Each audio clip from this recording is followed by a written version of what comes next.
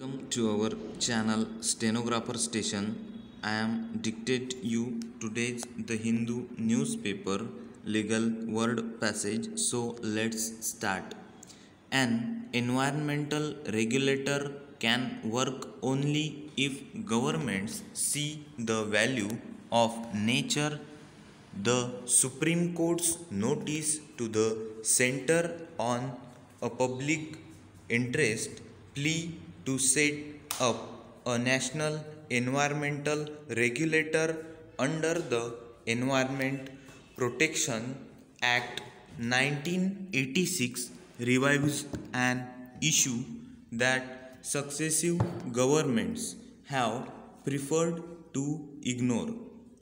In spite of specific orders passed by the same court more than 9 years ago, there is no consensus on what a new regulator can achieve, since official policy privileges ease of doing business.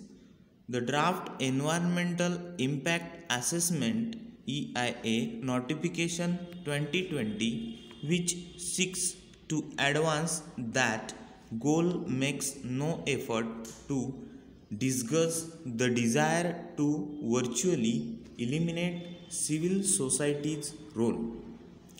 It does not encourage the public to voice its views and report violations, while independent scrutiny of proposals is weakened.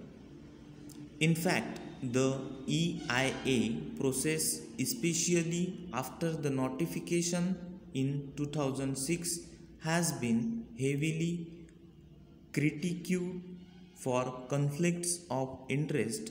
The proponent of a project is responsible for producing the EIA report, while clearances under forest, wildlife, air and water quality laws are heavily weighted in favor of promoters. Rather than reform the system in 2011 and 2014, the center rebuffed the apex court on the question of forming an independent regulator, contending that its orders in the Lafarge mining case were only in the nature of a suggestion, and latter sought time but decided not to act. The current PIL is forcing the government to come up with a fresh explanation on why it has been sitting on its hands all along. Yet, for a national regulator to work, the government must recognize the limits to extractive growth, respect a neutral body, and preserve the integrity of the environment. A key issue raised by the PIL is the lack of credibility of the EIA process, leading to reports that are often produced with the help of dubious expertise and manipulated data. In most cases, the proponent also ignore the views of communities that would be displaced and are ill-equipped to assess the loss of biodiversity and ecosystem services such as a clean air, water, and farm productivity.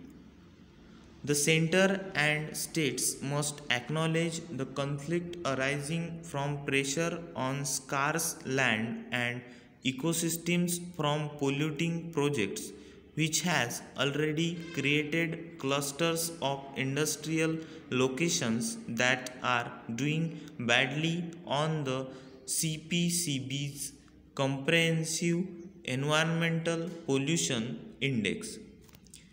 It is striking that these did not stop approvals for further polluting activity in some of these places, such as large coal based power plants cleared in recent years in Kanpur, Kudalur, and Angul in Odisha.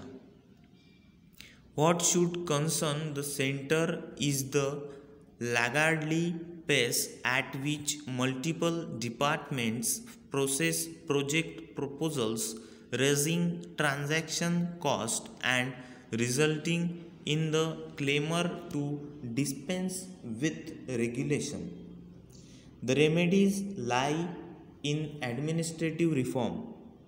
It is eminently feasible, for instance, to produce a whitelist of lands for industry reclaiming polluted areas.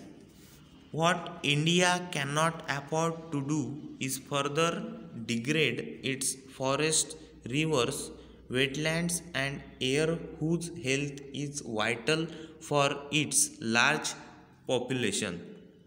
Thanks.